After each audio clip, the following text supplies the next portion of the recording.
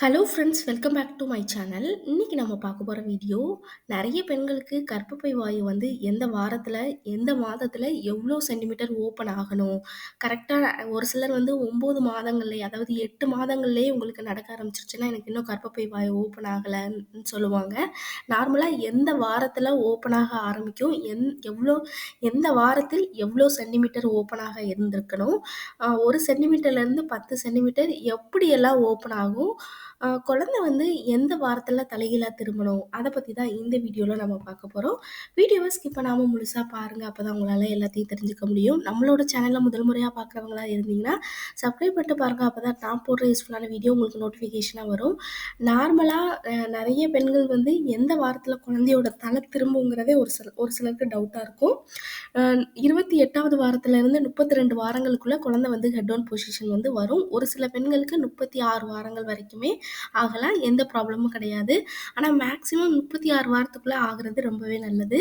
ஏன்னா 36வது வாரத்துக்கு அடுத்து குழந்தை வந்து இடுப்பெலும்புக்குள்ள கொஞ்சம் கொஞ்சமா நகர ஆரம்பிக்கும். அப்பம்போது நம்மளுக்கு கர்ப்பப்பை வாய் வந்து கொஞ்சம் கொஞ்சமா விரிய ஆரம்பிக்கும். எந்த வாரத்தில எவ்வளோ சென்டிமீட்டர் நம்மளுக்கு ஓப்பன் ஆயிருக்கணும்னு நம்ம பார்த்தோம்னா, 38வது வாரத்தில 1 சென்டிமீட்டர்ல இருந்து 2 சென்டிமீட்டர் வரைக்குமே ஓப்பன் ஆகலாம். அதனால எந்த ப்ராப்ளமும் கிடையாது. அப்படி ஆயிருந்ததுன்னா, உங்களுக்கு மேக்ஸிமம் ரொம்ப பெயினே இல்லாம நார்மல் டெலிவரி ஆகுறதுக்கு நெறைய வாய்ப்பு இருக்கு.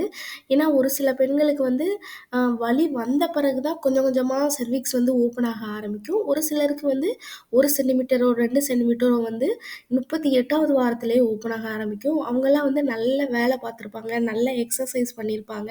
அவங்களுக்கு அந்த இடுப்பெலும்புகள் வந்து நல்லா ஃப்ளெக்சிபிளா இருக்கும். நார்மலா டெலிவரி அதாவது முதல் டெலிவரியா இருந்ததுன்னா, உங்களோட இடுப்பெலும்புகள் வந்து ரொம்ப டைட்டா இருக்கும். நல்லா தளர்வடையும் பொழுது தான், கொஞ்சம் கொஞ்சமா லூஸ் ஆகும் பொழுது தான் உங்களுக்கு அந்த கர்ப்பப்பை வாய் வந்து விரிவடையும். அதே மாதிரி butterfly yoga, squatting exercise, walking இந்த மாதிரி நம்மளுக்கு பண்ணும் பொழுது, அது நல்ல அந்த இடுப்பெலும்புகள் வந்து நல்லா தளர்வடைஞ்சு கொஞ்சம் கொஞ்சமா விரிவடைய ஆரம்பிக்கும். 38வது வாரத்தில இருந்து நம்மளுக்கு அ இந்த கர்ப்பப்பை வாய் வந்து ஓப்பன் ஆக ஆரம்பிக்கும். ஒரு சில பெண்களுக்கு 5 மாதத்தில கூட அவங்களுக்கு செர்விக்ஸ் வந்து ஓப்பன் ஆயிருக்கும்னு கூட சொல்லுவாங்க. ஆனா அப்படி கிடையாது. இப்ப நம்மளுக்கு கர்ப்பப்பை வாய் வந்து எப்படி ஓப்பன் ஆகும்னா, அத டைலூஷன்னு சொல்லுவோம். ஆ அ ஒரு நார்மலா வந்து 1 சென்டிமீட்டர்லேருந்து 10 சென்டிமீட்டர் வந்து கொஞ்சம் கொஞ்சமா ஓப்பன் ஆகும். 38வது வாரத்தில இருந்து 1 சென்டிமீட்டரோ, 2 சென்டிமீட்டரோ ஓப்பன் ஆயிட்டே இருக்கும். இப்போ ஒரு சில பெண்களுக்கு ஓப்பனே ஆகல. எனக்கு வந்து ஒரு சிலருக்கு பெயின் வந்தா தான் ஓப்பன் ஆகும். அப்பம்பொழுது நார்மலா மைனஸ் அ அ -5லேருந்து +5 வரைக்குமே வந்து ஒவ்வொரு டைலூஷனா சொல்லுவாங்க. நார்மலா கொஞ்சம் ஓப்பன் ஆயிடுச்சுன்னா -4, -3, -2, -1, 0, +1 +1 கிட்ட வந்துட்டாலே குழந்தை வந்து வெளியில வரப்போது. 0 நிலை வந்துட்டாலே குழந்தை வந்து நம்மளுடைய கர்ப்பப்பை வாய்க்கு சென்டர் பகுதியில இருக்குன்னு சொல்லுவாங்க. ஸோ நார்மலா நம்மளுக்கு அ குழந்தை பொறக்க போகுதுங்கிற அந்த இத வந்து எப்படி இது பண்ணுவாங்கன்னா, அந்த 0 நிலை வந்துருச்சுனாலே நம்மளுக்கு குழந்தை வந்து வெளியில வந்துருச்சு. ஸோ ஒரு 2 ஆர் 3 மினிட்ஸ்ல வந்து குழந்தை வந்து பொறந்துரும்னு சொல்லுவாங்க. இதெல்லாம் வந்து டைலூஷன் ஃபேக்டர் நம்ம சொல்லுவோம். அ நெக்ஸ்ட் நம்ம பார்த்தோம்னா, இப்ப நெறைய பெண்களுக்கு அவங்களுக்கு கர்ப்பப்பை வாய் வந்து ஓப்பன் ஆயிருக்கு. ஆனா எவ்வளோ சென்டிமீட்டர் ஓப்பன் ஆயிருக்குன்னு தெரியல. அத எப்படி நம்ம கண்டுபிடிக்கிறதுன்னு நம்ம பார்த்தோம்னா, நம்மளுடைய ஸ்கேன் ரிப்போர்ட்ல வந்து மென்ஷன் பண்ணியிருப்பாங்க.